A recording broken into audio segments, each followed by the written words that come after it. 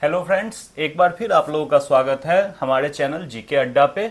आज हम general polity के टॉपिक्स पे 40 एमसीक्यू क्वेश्चन लेके आए हैं जो आने वाले कॉम्पिटिटिव एग्जाम्स में आपके लिए बहुत ही ज़्यादा हेल्पफुल होने वाले हैं। तो जिनको ये आंसर आता है आप साथ साथ कमेंट करते रहो और फाइनली जरूर बताओ कि आप 40 में कितने सही कर पाए। 30 का टारगेट जरूर करो। तो आज का हमारा जो पहला क्वेश्चन है, पहला क्वेश्चन अभी हमारा जो कुछ क्वेश्चन होगा वो भारतीय संविधान और मूल तत्व पे आधारित होगा, जिसमें पहला क्वेश्चन है भारतीय संविधान कब लागू हुआ था। भारत का संविधान कब लागू हुआ था। बहुत इजी, बहुतों को पता होगा 26 जनवरी 1950 को भारत का संविधान लागू हुआ था, इसलिए करेक्ट ऑप्शन जो है वो बी है। अगला क्वेश्चन हमारा, भारतीय संविधान को किसने तैयार किया था। भारतीय संविधान को किसने तैयार किया था। ये संविधान सभा ने तैयार किया था भारतीय संविधान को, तो हमारा करेक्ट ऑप्शन जो होगा वो ए होगा। आगे बढ़ते हैं हम अपने अगले क्वेश्चन पे। क्वेश्चन नंबर 3 है, संविधान सभा के अस्थायी अध्यक्ष कौन थे। संविधान सभा के अस्थायी अध्यक्ष कौन थे। तो संविधान सभा के अस्थायी अध्यक्ष, बहुत सारे लोग कंफ्यूज होते हैं बी आर अम्बेडकर, बट ये नहीं थे। स्थायी अध्यक्ष जो थे डॉक्टर राजेंद्र प्रसाद थे। हमारा करेक्ट ऑप्शन जो होगा वो ए होगा। इसके बाद हम आगे बढ़ते हैं नेक्स्ट क्वेश्चन पे, जो हमारा फोर्थ क्वेश्चन है।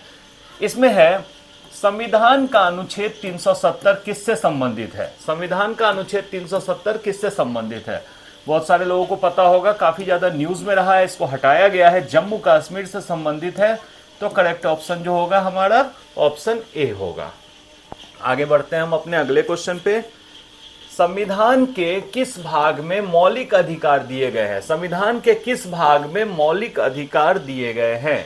यह हमारा भाग 3 है जिसमें मौलिक अधिकार दिए गए हैं, इसलिए करेक्ट ऑप्शन जो होगा वो हमारा सी ऑप्शन होगा। चलो आगे बढ़ते हैं हम अपने अगले क्वेश्चन पे। मौलिक अधिकार कितने प्रकार के हैं।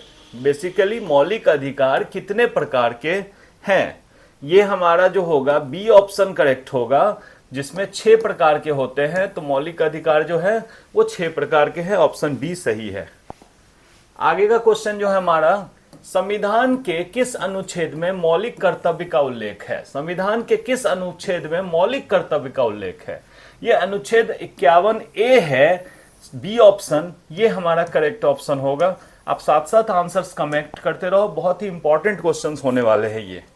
नेक्स्ट क्वेश्चन है, संविधान के किस संशोधन द्वारा नवीन मौलिक कर्तव्य जोड़े गए। संविधान के किस संशोधन द्वारा नवीन मौलिक कर्तव्य को जोड़ा गया। ये हमारा 42वां संशोधन है, तो हमारा करेक्ट ऑप्शन जो होगा वो ओ ए होगा, 42वां संशोधन। चलिए नेक्स्ट क्वेश्चन है हमारा, संविधान की प्रस्तावना में भारत को किस रूप में वर्णित किया गया है। संविधान की प्रस्तावना में भारत को किस रूप में वर्णित किया गया है।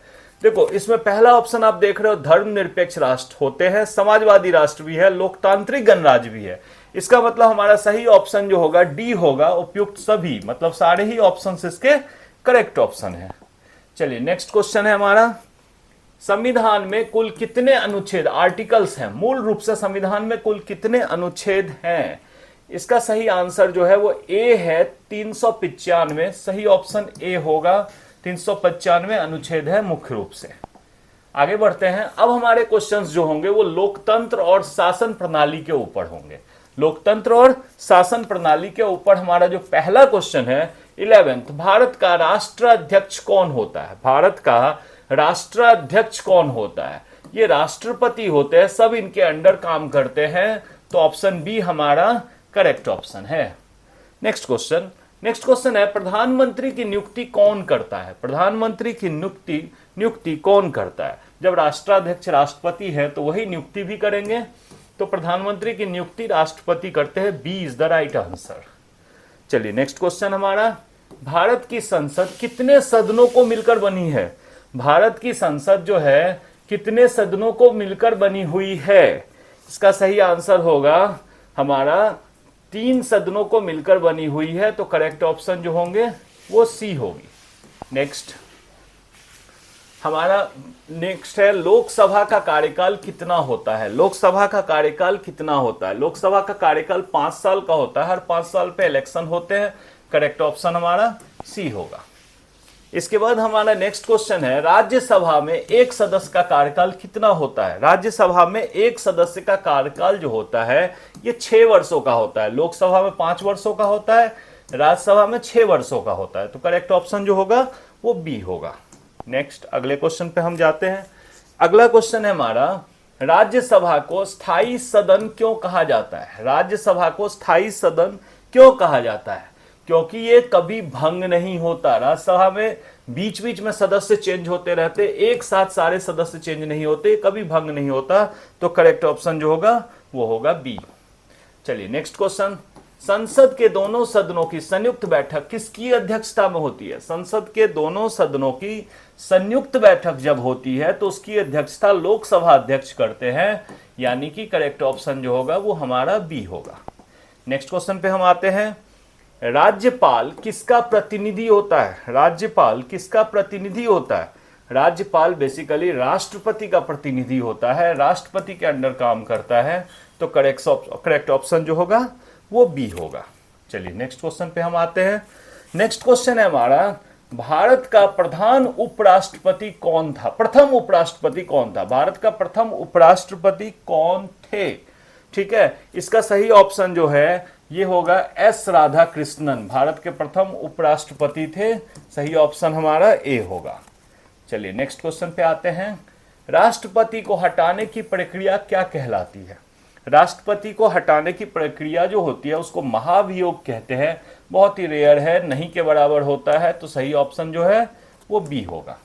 चलिए नेक्स्ट क्वेश्चन 21, सर्वोच्च न्यायालय। अब हम न्यायपालिका और विधिक प्रणाली के ऊपर क्वेश्चन करेंगे। ठीक है, तो सर्वोच्च न्यायालय की स्थापना कब हुई थी? सर्वोच्च न्यायालय की स्थापना कब हुई थी?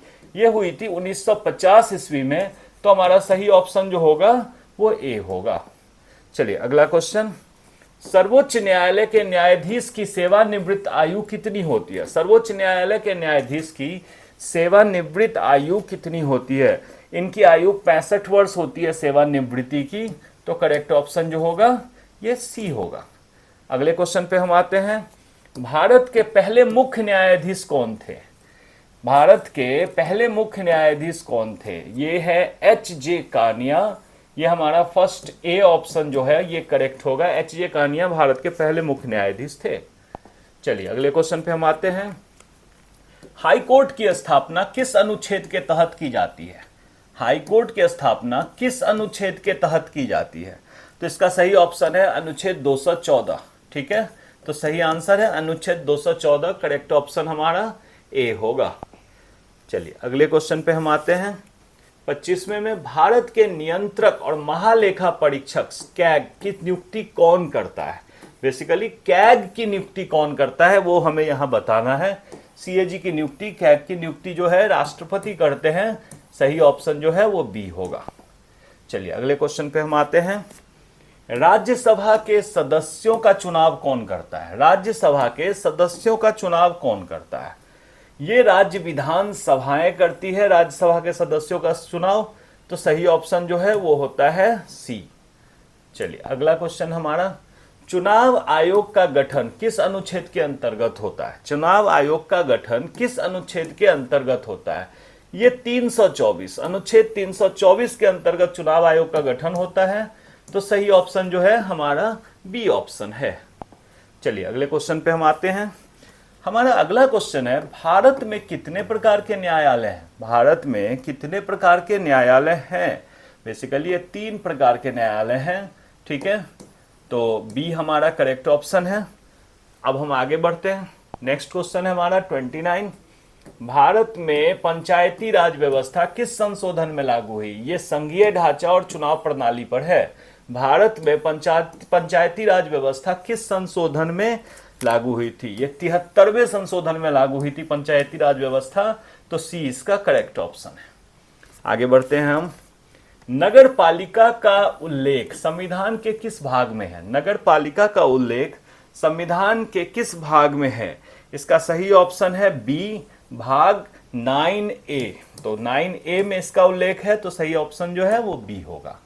चलिए अगला क्वेश्चन हमारा, इस क्वेश्चन में है, राष्ट्रपति के चुनाव में निर्वाचक मंडल में कौन कौन शामिल होते हैं? राष्ट्रपति के चुनाव में निर्वाचक मंडल में कौन कौन निर्वाचन में मतलब वोटिंग करते हैं? तो देखो, इसमें लोकसभा सदस्य होते हैं, राज्यसभा सदस्य होते हैं, राज्य विधानसभाएं भी होती है। इसका मतलब हमारा सही ऑप्शन जो होगा उपयुक्त सभी होगा, यानी करेक्ट ऑप्शन डी हमारा सही आंसर है। ठीक है, चलिए अगले क्वेश्चन पे हम आते हैं। नीति आयोग की स्थापना कब हुई थी? नीति आयोग की स्थापना कब हुई थी? नीति आयोग की स्थापना 2015 में हुई थी, तो सही ऑप्शन सी होगा। अगले प्रश्न पे हम आते हैं। अगला प्रश्न है, भारत का राष्ट्रीय चिन्ह किससे लिया गया है? भारत का राष्ट्रीय चिन्ह किससे लिया गया है? ये सारनाथ के अशोक स्तंभ से लिया गया है, तो करेक्ट ऑप्शन जो होगा ये हमारा बी होगा। अगले क्वेश्चन पे हम आते हैं 34। भारत की न्यायिक प्रणाली किस सिद्धांत पर आधारित है? भारत की न्यायिक प्रणाली किस सिद्धांत पर आधारित है? यह स्वतंत्र न्यायपालिका पर आधारित है, यह धर्म और समाजवाद या लोक कल्याण पर आधारित नहीं है, तो इसका सही ऑप्शन जो होगा वो सी होगा। चलिए हम अगले क्वेश्चन पे आते हैं। एक व्यक्ति एक मत सिद्धांत किससे संबंधित है? एक व्यक्ति एक मत सिद्धांत किससे संबंधित है? ये लोकतंत्र से संबंधित है कि एक व्यक्ति एक ही मत दे सकता है, एक ही वोट दे सकता है, ऑप्शन सी। अगला क्वेश्चन है, संविधान का संरक्षक किसे कहा जाता है? संविधान का संरक्षक किसे कहा जाता है? तो संविधान का संरक्षक सर्वोच्च न्यायालय सुप्रीम कोर्ट को कहा जाता है, तो सही ऑप्शन हमारा होगा सी। अगले क्वेश्चन पे हम आते हैं। इसमें है संघीय व्यवस्था का क्या तात्पर्य है? संघीय व्यवस्था का क्या तात्पर्य है?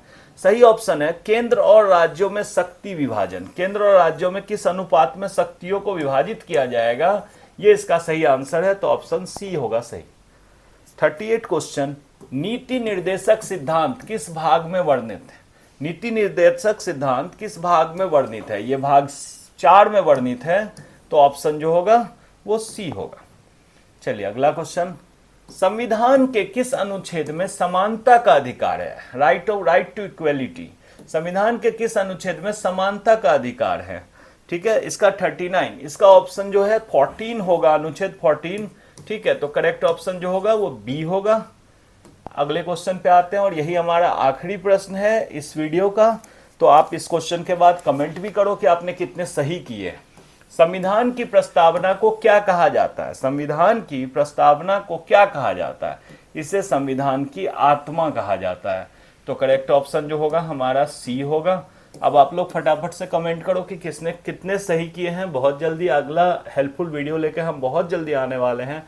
तब तक अपने स्टडी पे ध्यान दो। Take care. Thank you.